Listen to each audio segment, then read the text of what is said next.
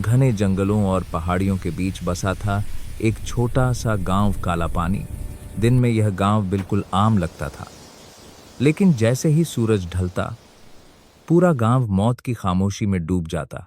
कहते थे सूरज ढलने के बाद इस गांव में कोई बाहर नहीं निकलता, क्योंकि जो निकला वो कभी लौटा नहीं। शहर से आए रमेश को इन बातों पर यकीन नहीं था। वह एक पत्रकार था और रहस्यमयी जगहों पर रिपोर्ट करना उसका शौक था।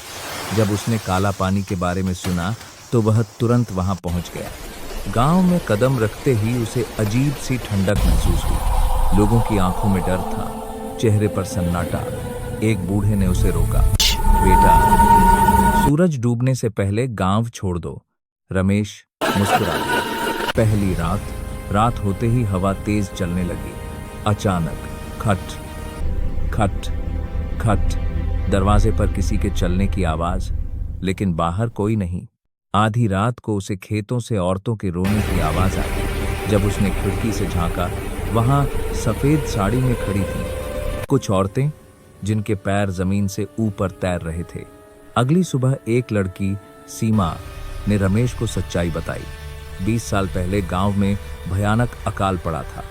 भूख से तड़पती कई औरतों को गांव वालों ने जंगल में छोड़ दिया था। मरते समय उन्होंने बद्दुआ दी, हमारी आत्माएं इस गांव को कभी चैन से नहीं रहने देंगी।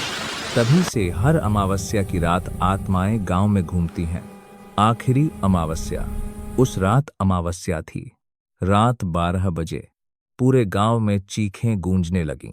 रमेश ने देखा एक विशाल छाया मंदिर से निकल रही थी। लाल आंखें, खून से सना चेहरा। अचानक किसी ने उसका कंधा पकड़ा।